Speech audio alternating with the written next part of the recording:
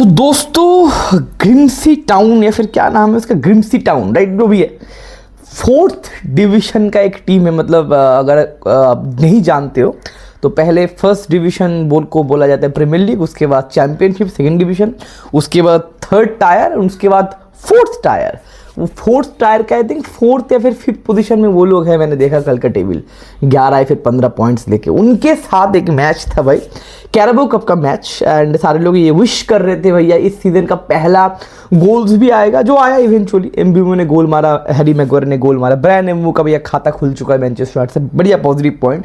हम लोगों ने ये एक्सपेक्ट किया था कूना और सेस्को का भी खाता खुलेगा, लेकिन वो नहीं खुला। लेकिन जीत का खाता खुलेगा ये एक्सपेक्टेशन के साथ कल बहुत सारे या फिर सारे ही लोग मैच देख रहे थे, एंड वो मैच भी हम लोग बहुत बुरी तरीके से हार गए। एंड 4th डिवीजन टीम के साथ मैनचेस्टर यूनाइटेड अपने क्लब हिस्ट्री में पहली बार कोई मैच हारा है, ठीक है ना। देखो रिएक्शन इस वीडियो में हम लोग नहीं देंगे, क्योंकि मैं सुबह से देख रहा हूँ भैया जितने सारे ट्विटर चैनल्स है, जितने सारे इंडियन कंटेंट क्रिएटर है, Arsenal fan, Chelsea fan, Barcelona fan, सारे लिवरपूल फैन, सारे फैंस ही मैनचेस्टर यूनाइटेड के लिए बात कर रहे हैं, क्योंकि भैया व्यूज़ मिलेगा ऑब्वियसली। मैनचेस्टर यूनाइटेड के ऊपर अगर आप बात करोगे तो ऑब्वियसली व्यूज़ वगैरह मिलेगा, राइट। तो सारे लोग ही वीडियो वगैरह रिएक्शन वगैरह दे रहे थे, क्योंकि रिएक्शन पे भैया रेज वगैरह करेगा लोग, व्यूज़ वगैरह होगा, कमेंट सेक्शन में लोग गाली गलौज करेंगे, कमेंट सेक्शन में भैया दूसरे फैंस लड़ाई झगड़ा करेंगे, रीच वीच मिलेगा, व्यूज़ वगैरह मिलेगा। चलो भाई, वो रिएक्शन हम लोग इस वीडियो में नहीं देंगे, क्योंकि रिएक्शन वाला वीडियो आप लोगों को इंटरनेट पर बहुत ज़्यादा देखने को मिल जाएगा। हम लोग 2-3 पॉइंट्स को बात करेंगे, नेगेटिव कुछ पॉइंट्स को बात करेंगे, और मैच में गड़बड़ क्या हुआ और यहाँ से क्या उसके ऊपर हम लोग बात करेंगे। क्योंकि उनाना शेट, आमोरिम का टैक्टिक्स गंदा है, मैनचेस्टर यूनाइटेड कल खराब खेला, ये बट ऑब्वियस चीज है कि भाई हाँ तो ये तो जानते हैं क्या है, मतलब आगे बताओ ना, मतलब ये तो जानते हैं ना कल मैच हार गए, उनाना ने मिस कर दिया, तो जानते आगे बढ़ो। तो आगे बढ़ते थोड़ा बहुत, ठीक है ना। कल का मैच देखो एक बहुत ज्यादा इंपॉर्टेंट मैच था इसके लिए भी, मोटिवेशन गेन करने के लिए, क्योंकि आप 2 मैच में, एक मैच में अच्छा खेले थे आर्सेनल के खिलाफ, लेकिन सेकंड मैच में भैया बैकफायर किया था। कोबी माइनो को नहीं खिलाया, ब्रूनो को डीप डाउन खिलाया, मेसन माउंट वगैरह खेले थे, मतलब वो चीज़ उतना काम नहीं किया। इवेंचुअली हम लोग कैरावन कॉटेज में भैया मैच ड्रॉ करवा के आए थे। लेकिन चीज़ क्या है, पहला पॉइंट, मैनचेस्टर यूनाइटेड का जो फैन बेस है बहुत ज़्यादा रिएक्शनरी है। मतलब मैं बोलना चाहता हूँ, मेरा गर्लफ्रेंड का जब पीरियड्स होता है ना, तब वो बहुत ज़्यादा मूड स्विंग होता है उसका, राइट। लेकिन उससे भी ज़्यादा मूड स्विंग होता है मैनचेस्टर यूनाइटेड फैन बेस का, कि कल से एजेंडा चल रहा है कि आमोरिम का सिस्टम काम नहीं कर रहा है। 1 हफ्ते पहले, सिर्फ 1 से 1.5 हफ्ते पहले आमोरिम का यही सिस्टम लेके आमोरिम ने भैया आर्सेनल के खिलाफ अच्छा मैच खेला था, और सारे लोग पॉजिटिव थे कि भैया इस सीजन में हम लोग अच्छा कुछ करेंगे, हम लोग का सिस्टम अच्छा लग रहा है, प्लेयर्स ऑन पॉइंट अच्छे लग रहे हैं, फिनिश वगैरह नहीं हुआ इसलिए आर्सेनल जीत गया, नहीं तो भैया हम अच्छी टीम को हरा सकते हैं। 1.5 हफ्ते बाद आमोरिम का टैक्टिक्स अच्छा नहीं हुआ, आमोरिम का टैक्टिक्स चेंज करो, ब्ला ब्ला वगैरह वगैरह वगैरह। मतलब 3 हफ्ते में ऐसा क्या हो गया भैया सिस्टम। देखो पहला आमोरिम के ऊपर बात करेंगे, उसके बाद प्लेयर्स को बात करेंगे। पहले आमोरिम के ऊपर बात करते हैं। देखो आमोरिम का टैक्टिक्स क्या परफेक्ट है? एकदम नहीं है, क्योंकि बंदे का टैक्टिक्स या फिर फॉर्मेशन फ्लूइडिटी नहीं देता आपको, एंड बंदा चेंज भी नहीं करेगा, क्योंकि भाई आमोरिम बहुत दिन पहले बोल चुका कि भैया मैं अपना फॉर्मेशन, मैं अपना टैक्टिक्स चेंज नहीं करूंगा, सैक करना मेरे को सैक कर दो, मेरे को यही टैक्टिक्स खिलाना है, मेरे को यही फॉर्मेशन खिलाना है। अब बहुत सारे लोग बोलेंगे भाई आपको थोड़ा एडप्ट करना आना चाहिए, ठीक है ना, 4-3-3 में जाना चाहिए, फिर 4-2-1-3 में जाना चाहिए, मैनचेस्टर यूनाइटेड जिस फॉर्मेशन से सूट करता है उस तरीके से जाना चाहिए, फिर जैसे प्लेयर आपके पास है उस तरीके से आपको जाना चाहिए। अब मैं एक बात बोलूंगा भाई उन सारे फैन से, थोड़ा शांति होकर, थोड़ा रिएक्शन को, थोड़ा गुस्से को थोड़ा साइड में रख के अब एक बात सोचो, पिछले 12 साल में क्या 4-3-3 खिलाने वाले मैनेजर हमारे पास नहीं था? Answer is yes. क्या हमारे पास 4-2-1-3 वाले मैनेजर नहीं था? Answer is yes. क्या हमारे पास 4-4-2 हम लोग नहीं खेले कभी? Answer is yes. तो सारे मैनेजर्स तो भैया कहीं ना कहीं, मोरिनो बताओ, राल्फ रैंगनिक बताओ, ओले गुनार सोल्शायर बताओ, एरिक टेन हैग बताओ, डेविड मोइस बताओ, जो भी है पिछले 12 साल में ये सारे मैनेजर्स बहुत सारे टैक्टिक्स चेंज वगैरह किए। फायदा अगर होता तो पहले ही हो जाता। तो भैया ये टैक्टिक्स का नजरिया या फिर टैक्टिक्स या फॉर्मेशन, इसका बात तो है ही नहीं मेरे भाई। और सबसे इंपॉर्टेंट बात ये भी है कि भैया फॉर्मेशन जो भी हो, एक 4th डिवीजन टीम को हराने के लिए आपको सचमुच में लगता है कि टैक्टिक्स चाहिए? इंडिविजुअल ब्रिलियंस से क्या निकल नहीं सकता? ये मैच आराम से निकल सकता है। अगर एक नॉर्मल टीम, अगर उस नॉर्मल टीम के पास अगर एक क्वालिटी वाले खिलाड़ी है तो अपने इंडिविजुअल ब्रिलियंस पुट करके या फिर अपना खुद का परफॉर्मेंस पुट करके, भैया देखो at the end of the day 11 versus 11 का तो मैच चल रहा है ना, 11 वर्सेस 15 का तो मैच नहीं चल रहा है। फॉर्मेशन टैक्टिक्स लगता है मेरे भाई, लेकिन इंपॉर्टेंट मैच में लगता है, बड़े मैच में लगता है, सेम क्वालिटी वाले मैच में लगता है। अब एक टैक्टिक्स से अब आप पिछले सीजन में लिवरपूल के साथ हम लोगों ने अच्छा काम नहीं किया था, हैरी मैगोर ने लास्ट मिनट में एक फिनिश नहीं कर पाए, इसलिए हम लोग 2-2 ड्रॉ करवा लिए, नहीं तो लिवरपूल को हम इनफील्ड में जाके फेल देते 3-2 से। तो उस मैच में क्या इसी टैक्टिक्स से हम लोग नहीं काम किए थे? पिछला सीजन हम लोगों ने आर्सेनल के साथ 1-1 ड्रॉ किया था, एफए कप से हम लोगों ने एलिमिनेट किया था, इस साल भी हम लोग आर्सेनल से 1-0 से हारे लेकिन अच्छा फुटबॉल खेले। पिछले साल हम लोग एटीआर से जीत के आए थे 2-1 से। तो पिछले साल हम लोग यूरोपा के फाइनल वगैरह खेले, तो इतने सारे मैच में जो हम लोग जीते, क्या इसी टैक्टिक्स से हम लोग नहीं जीते? तो इतने सारे टीम को हम हरा पा रहे, ग्रिम्सी टाउन को हम लोग हरा नहीं पा रहे, ये टैक्टिक्स का प्रॉब्लम है। बात करना है रूबेन अमोरिम का, कुछ ऊपर नीचे करना चाहिए, लेकिन आप टैक्टिक्स के या फिर फॉर्मेशन के बारे में कैसे बात कर सकते हो मेरे भाई? 4th डिवीजन टीम को हराने के लिए टैक्टिक्स का क्या दरकार है भाई? विदाउट मैनेजर अगर कोई अच्छा टीम खेलेगा तो भाई तो भी जीत जाएगा मेरे भाई, 4th डिवीजन टीम है मेरे भाई।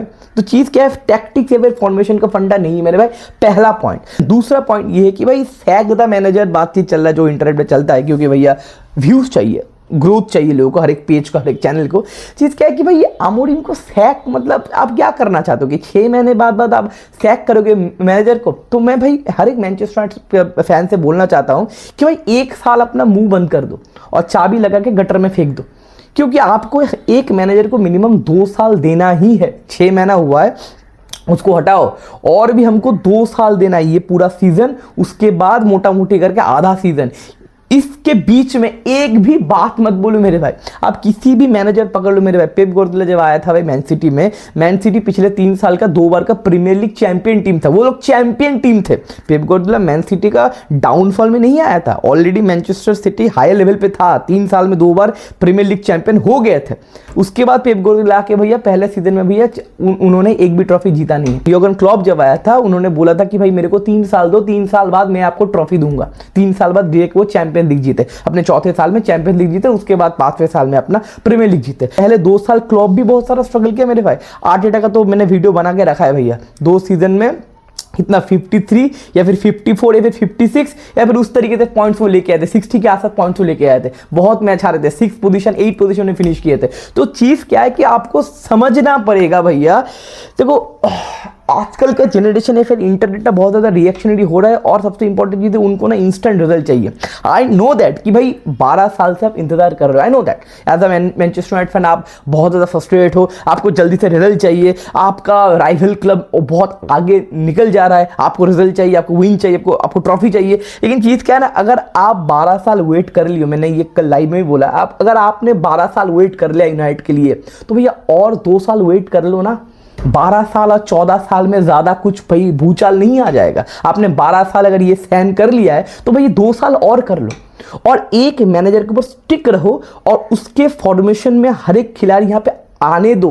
कि हमारे पास जो बैकलाइंस कल था, देखो कुछ प्रॉब्लम अमोरिम का, प्रॉब्लम नहीं बोलूंगा, गलती भी नहीं बोलूंगा, कल अमोरिम ने शफल किया, फ्रेडरिक्सन को खिलाया, उसके बाद हेवन को खिलाया, दोनों बहुत ही घटिया थे। अब फ्रेडरिक्सन देखो, मतलब देखो मैनचेस्टर यूनाइटेड मोमेंटम में नहीं है, सिस्टम को प्लेइंग 11 को चेंज करना नहीं चाहिए था, बेस्ट प्लेइंग 11 को खिलाना चाहिए था, ज़्यादा फिटिंग वगैरह नहीं, क्योंकि हम लोग यूरोप में नहीं तो नंबर ऑफ मैचेस कम ही होगा, तो भाई बेस्ट 11 खिलाना चाहिए था अमोरिम को। लेकिन अमोरिम को क्या पता था भैया 4th टायर टीम से भी हम लोग पिल जाएंगे भाई। मैं अगर मैनेजर होता तो मैं एक बार सोचूंगा ना, 4th टायर टीम है तो ठीक है रोटेशन कर ही देते, क्या प्रॉब्लम है। अब मुझे क्या पता कि 4th टायर टीम को भी हरा नहीं पाएंगे हमारे अमाद डियालो भाई साहब, हमारे फ्रेडरिक्सन भाई साहब, हमारे हेवन भाई साहब। एंड तो मोटा मोटी करके ये थोड़ा चूक हो गया अमोरिम से, लेकिन उतना मैं गलती नहीं बोलूंगा। देखो कल का मैच का अगर पूरा का पूरा सिनेरियो बोले, हमारा डिफेंस भाई हेवन और भाई फ्रेडरिक्सन बहुत घटिया था। हेवन को चेंज वगैरह की, हेवन का मैच शार्पनेस में था नहीं आई थिंक, क्योंकि प्री सीजन में बंदा थोड़ा बहुत इंजरी वगैरह हुआ था, उसके बाद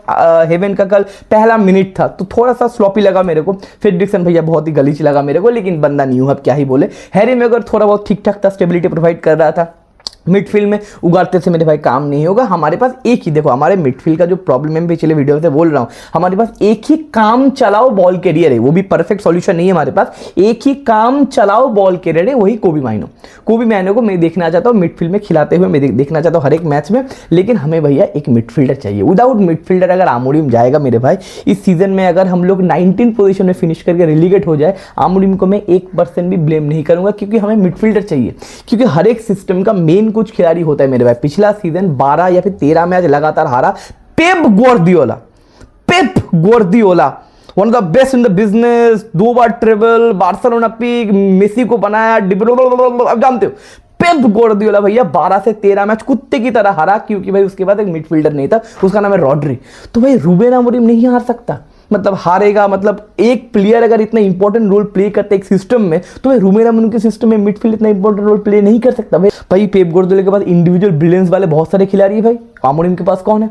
इनके हमारे पास सिस्को, उनके पास हालैंड है, उनके पास केविन डी ब्रुयने था। लेकिन क्या फिर भी सरवाइव कर पाए थे? 12-13 मैच नहीं कर पाए थे। क्यों? क्योंकि भैया सिस्टम में इंपॉर्टेंट रोल होते हैं। यहाँ पर तो भैया एक मिडफील्डर नहीं, यहाँ पर तो भैया 2 मिडफील्डर का प्रॉब्लम है। हमारे पास विद द बॉल प्ले करने वाले मिडफील्डर है नहीं। कोबी माइनो काम चलाओ बॉल कैरिंग है। कल के मिडफील्ड में कोबी माइनो थोड़ा बहुत देखा, गलती उनसे भी हुआ लेकिन थोड़ा बहुत देखा। उसके बाद उगाड़ते हुए शिट था, ब्रूनो फर्नांडिस आया था, तब तो लॉन्ग बॉल चल रहा था, बिल्डअप के नाम पे कुछ चांस हुआ ही नहीं।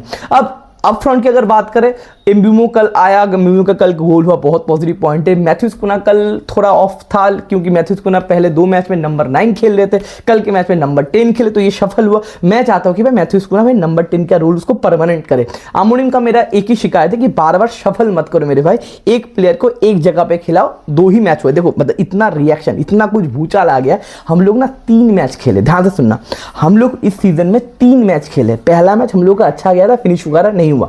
सेकंड मैच में फुलहम के साथ कैरेवन कॉटेज में मैच था, और कैरेवन कॉटेज में भैया इजी फिक्चर नहीं है। पिछला सीजन आप उठा के देख लो, लिवरपूल, सिटी, आर्सेनल, कोई भी बहुत ज़्यादा फ्लडिश तरीके से नहीं जीता कैरेवन कॉटेज में। बहुत सारे लोग हारे या फिर ड्रॉ भी हुए, तो कैरेवन कॉटेज में हम लोग 1-1 ड्रॉ किए। और तीसरा मैच यहाँ पे हम लोगों का ब्लंडर हो गया। देखो कल बायर्न का भी मैच था, वो भी एक सेकंड डिवीजन टीम, यहाँ पे पता नहीं किनसे हार वगैरह रहे थे। पिछला सीजन पॉलमूथ से हार गए थे भाई लिवरपूल, तो होता है भाई एज अ मद्रिद फैन। भाई रियल मद्रिद भैया कोपा दिल रहे में भैया 3rd डिवीजन टीम से हारता रहता है, लेकिन ऑब्वियसली तो ये सारा चीज़ होता रहता है। ऐसा नहीं कि मैनचेस्टर यूनाइटेड पहली बार किसी टीम से हारा इतना गंदा तरीके से, लेकिन हाँ 4th डिवीजन टीम से भैया मैनचेस्टर यूनाइटेड पहली बार है, ये तो रिकॉर्ड है। लेकिन चीज़ क्या होता है, ये थोड़ा खराब रात सोच के आप थोड़ा साइडलाइन कर सकते हो, लेकिन क्या हमारे पास सही खिलाड़ी थे? और कल क्या खिलाड़ी ने मैदान पर अपना 100% दिया? आमाद डियालो भाई, मेसी के साथ हम लोग बोलते हैं आमाद डियालो तो खतरनाक सुपरस्टार है। क्या आमाद डियालो सच में सुपरस्टार है?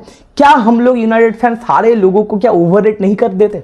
आमाद डियालो कल जो राइट विंग बैक पे खेला बंदा, तो पहले नंबर 10 खेला, और मैं बहुत बार बोलता हूं भैया नंबर 10 आमाद डियालो नहीं खेल सकता।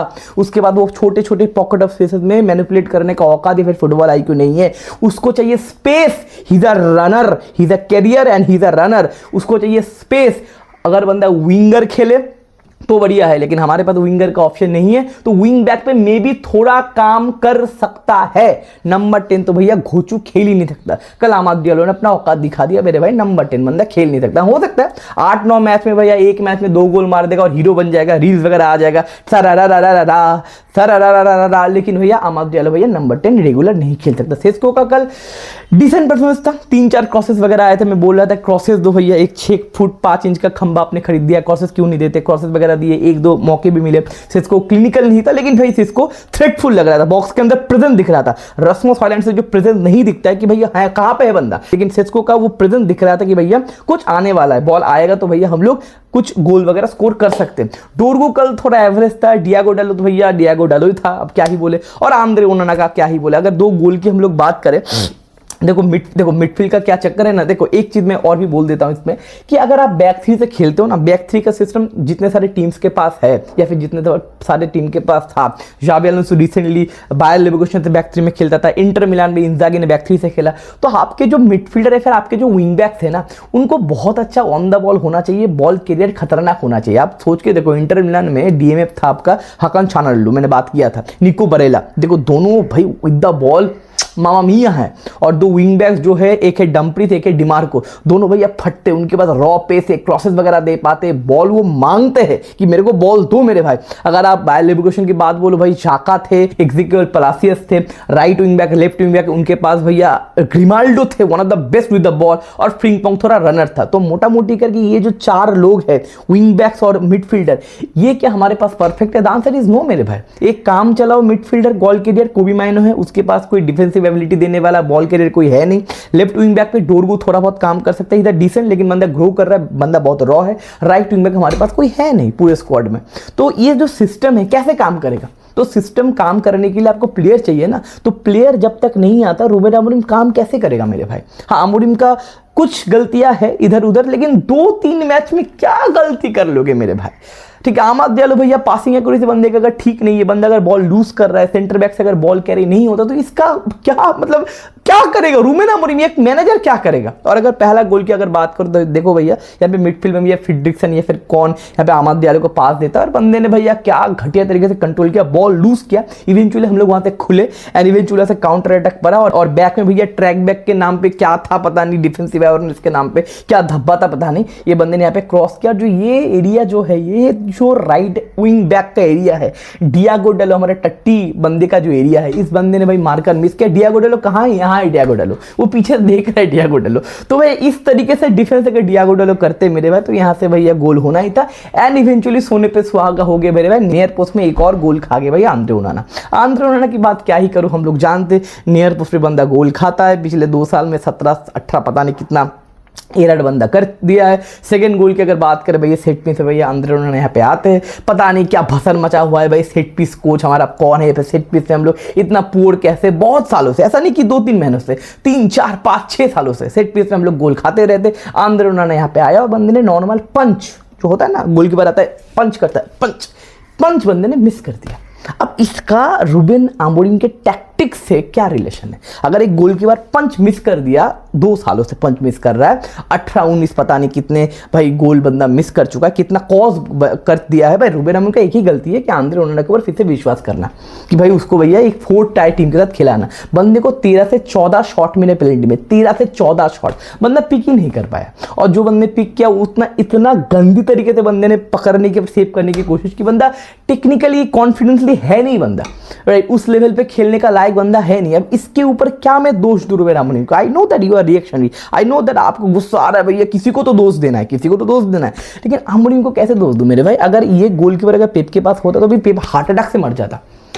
पेप के पास भैया रॉड्री नहीं था, उसका ऐसा हो रहा था भाई, फ्रस्ट्रेट होके भैया 5-0 दिखा रहा था लिवरपूल में जाके, हमारे पास 5 प्रीमियर लीग है, तुम्हारे पास कुछ नहीं वगैरह वगैरह, वही बंदे को मारने चला गया था रोड पे। अगर ये ओनाना के साथ पेप 3 दिन खेल ले, 3 मैच खेल, तब समझेंगे पेप का औकात है मेरे भाई।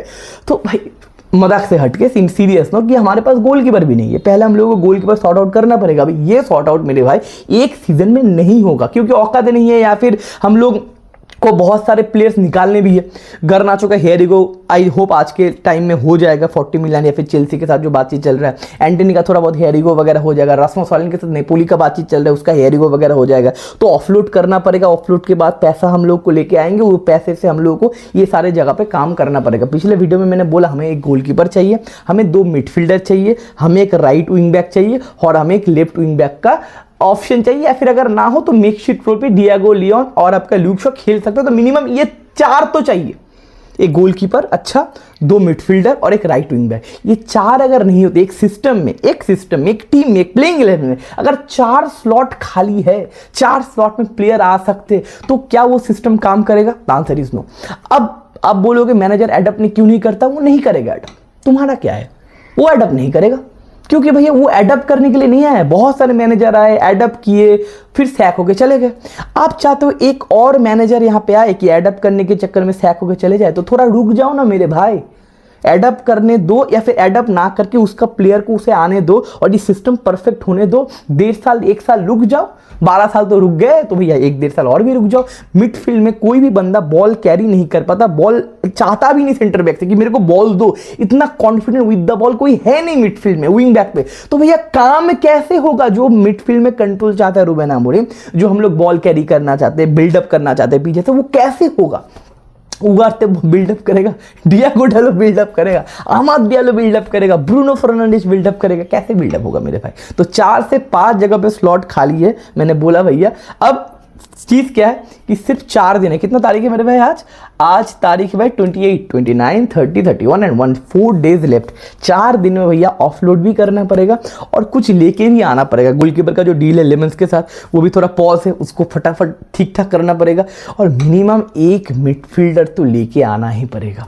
अगर एक भी मिडफील्डर अमोनिम को नहीं दिए तो भाई क्या बोले। अगर आप मिडफील्डर नहीं दोगे तो मैं मैनेजर को कैसे दोष दूंगा, या फिर जो स्ट्रगल हम लोग करेंगे कैसे दोष दूंगा। ब्रूनो फर्नांडिस के एस्टिमेट से क्या काम चलेगा, तो देखते भैया क्या होता है। Don't be reactionary. अगला मैच बर्नली के साथ है, उसके बाद इंटरनेशनल ब्रेक आएगा। वो मैच भैया होम गेम है, उस मैच में कुछ करना पड़ेगा, कुछ गोल वोल वगैरह मारना पड़ेगा। लेकिन मैं चाहूँगा 2 चीज़ मैं चाहूँगा इस मैच के बाद कि आंद्रे ओनाना का मैनचेस्टर शर्ट में भैया लास्ट गेम हम लोग देख चुके, ऐसा होना चाहिए पहला। दूसरा, मिनिमम एक गोलकीपर और एक मिडफील्ड गारंटी आना चाहिए। और जो हमारे बम स्क्वाड है, गर्नाचो, एंटनी, इनको थोड़ा निकाले। अब ये 4 दिन में क्या होगा पता नहीं। और अगर काम हो और भी पैसा मिले तो 2 मिडफील्डर मैं चाहता हूँ, एक बड़ा मिडफील्डर एक छोटा मिडफील्डर है। लेकिन 4 दिन के अंदर इतना कुछ होगा मतलब ये सिर्फ फैंटेसी है, ये सिर्फ ख्वाब ही रह जाएगा। आई थिंक देखते हैं, बहुत टफ कंडीशन है मेरे पास। 4 दिन में इतना कुछ कैसे होगा। तो मैच के ऊपर मैं ज़्यादा टेंशन नहीं हूँ, मैं ज़्यादा टेंशन भी 4 दिन में मैनचेस्टर यूनाइटेड कैसे काम करेगा, ट्रांसफर विंडो कैसे क्लोज करेगा। हम लोग ट्रांसफर विंडो शुरुआत अच्छा किए थे, हम लोग अटैकिंग जो प्रॉब्लम था हम लोगों ने ठीक ठाक कर लिया था। लेकिन ये मिडफील्ड का प्रॉब्लम अगर ठीक ठाक नहीं हुआ तो भैया प्रॉब्लम होगा। और रूबेन अमोरिम को सैक करने से पहले रूबेन अमोरिम भैया जॉब छोड़ भी सकता है, जो मैं नहीं चाहता। मैं चाहता हूँ कि ये सीजन पूरा रूबेन अमोरिम रुके और मैं ये भी चाहता हूँ कि मैनचेस्टर यूनाइटेड बोर्ड समझे ये चीज़ और अमोरिम के साथ स्टिक करे ये एक साथ, और टॉक्सिसिटी थोड़ा साइड में करके हम लोग एक एक करके स्टेप ले। क्योंकि भैया हम लोग प्रीमियर लीग चेज नहीं कर रहे, हम लोग यूसीएल चेज नहीं कर रहे, हम लोग प्रोजेक्ट बिल्डअप कर रहे हैं। और मैनचेस्टर यूनाइटेड का फैंस का क्या प्रॉब्लम पता है, उनको प्रोजेक्ट बिल्ड करना है लेकिन उनको टाइम नहीं देना है। मतलब बॉलीवुड मूवी चाहिए कि यूपीएससी का तैयारी मैंने शुरू किया और अगले सीन में ये शो हो रहा है कि यूपीएससी बंदे ने क्रैक कर दिया। मिडिल में जो चीज़ है ना वो काट देते बॉलीवुड वाले, फिर हमारा जो सोसाइटी है। तो ये जो मिडिल का पोर्शन है इसको बोलते हैं एक्चुअली प्रोग्रेशन, इसको बोलते हैं एक्चुअली भैया प्रोजेक्ट। और इसके लिए चाहिए मेरे भाई टाइम। अगर वो टाइम आप नहीं दोगे तो भैया ये साइकिल तो चलता ही जाएगा।